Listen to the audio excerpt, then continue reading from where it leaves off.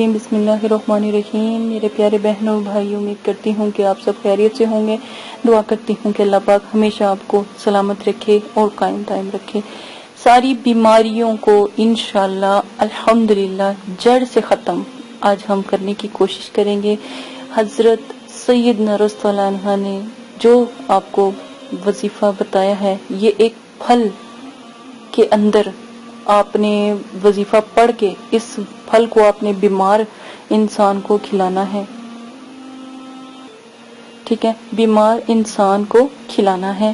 یہ بہت نایاب ایک وظیفہ بھی ہے، اور اس کے جو پھل ہے وہ آپ کھلاؤ، انشاءاللہ الحمدللہ تمام بیماریاں جڑ سے ختم۔ یہ وظیفہ ان بہنوں کے لیے ہے جو بے اولاد ہیں، جن کے پاس اولاد نہیں، جن کے پاس رحمت نہیں، یہ وہ بھی کر سکتے ہیں۔ یا رحمانوں کی ایک تسبیح پڑھ لیں، ایک تسبیح سیب چھیلیں، سیب کو چھیلتے چھیلتے ہوئے ہی آپ نے یہ وظیفہ پڑھنا ہے، سیب کو چھیلتے چھیلتے ہی وظیفہ آپ نے پڑھنا ہے۔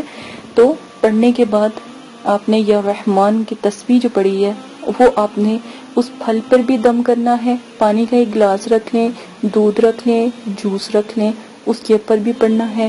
اگر سیب کا کوئی جوس پیتا ہے اس کے اوپر آپ نے دم کرنا ہے۔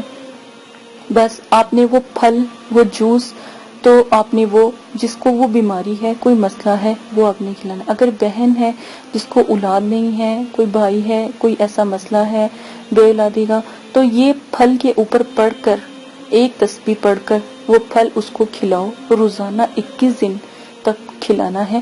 اور 21 دن کے بعد الحمدللہ اللہ پاک کی جو بھی اس کی جو خواہش تھی، جس مقصد کے لیے وہ کر رہا تھا، وہ پوری ہو جائے گی۔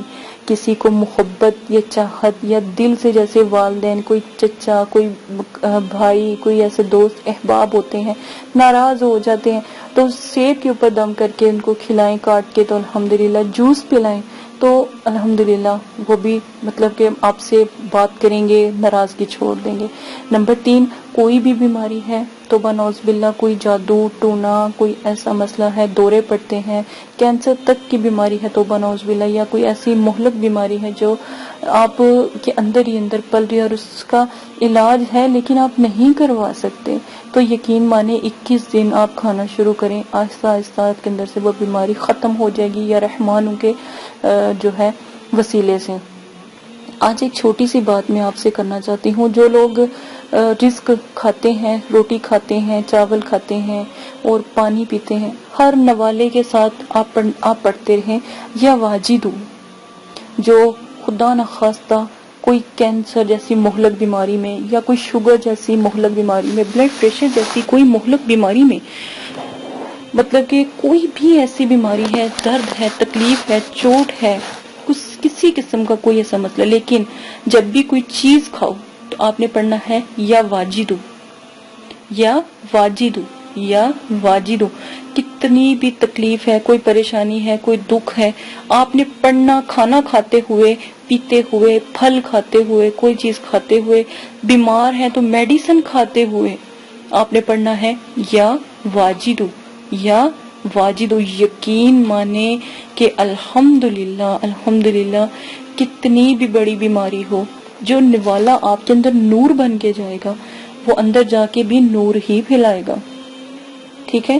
جو نوالا، جو کھانا، جو پھل، کوئی جوس آپ کے اندر نور بن کے جائے گا، وہ اندر جا کے نور ہی پھیلائے گا۔ اسی کے ساتھ اجازت چاہتی ہوں، اپنا بہت زیادہ خیال رکھیے گا۔ اگر کوئی وظیفہ آپ پوچھنا چاہتے ہیں یا استخارہ کروانا چاہتے ہیں تو ضرور آپ ہمیں کمنٹس باکس میں یا ای میل پہ بات کر کے ہمیں بتا سکتے ہیں، تاکہ ہم آپ کی مدد کر سکیں۔ ایک گزارش ہے، جو بھائی ہیں جو یہ کہتے ہیں کہ ہمارا چینل مطلب کہ آپ نے نمبر نہیں دیا، جب ای میل دی ہے تو آپ وہاں پر بات کر سکتے ہیں، ٹھیک ہے۔ آپ لوگ یہ تو کہتے ہو کہ آپ لائیو آئیں، یا آپ جب میرے اس چیز کو پردہ سمجھتے ہو، عورت ایک پردہ ہے، ایک آواز میں نے آپ تک اس لیے پہنچائی کہ مجھے لگا یہ بھی ایک راز ہے، اور یہ راز آپ کو پھر کبھی بتاؤں گی کہ میں نے اپنی آواز یہاں اس طرح لائیو میڈیا میں کیوں دی۔ حالانکہ میرے پاس الحمدللہ روزانہ 2 دن میں، جمعرات والے دن یا جمعے والے دن اور پیر والے دن میں خود بیٹھتی ہوں لوگوں کے لیے، استخاروں کے لیے، وظائف کے لیے، لوگوں کی مدد کرنے کے لیے اور خواتین بہنوں کی مدد کرنے کے لیے. تو مجھے الحمدللہ لائیو آنے کی کوئی شوق نہیں تھا، یا میں نے اپنی آواز اس میڈیا کو دی ہے تو مجھے کوئی شوق نہیں ہے، مجھے کسی چیز کی ضرورت نہیں ہے.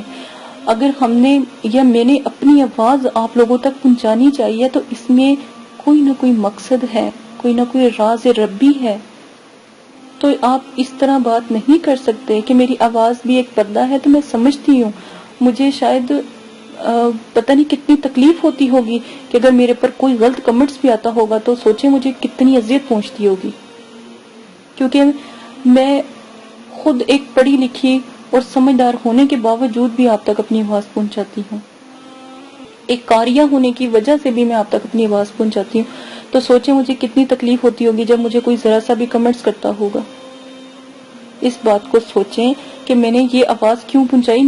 میں یقین مانیں کہ الحمدللہ میرے پاس اتنے لوگ، اتنی دنیا آتی ہے تو مجھے اتنی ہی کافی ہے. میں اتنا ہی پھیلا لوں.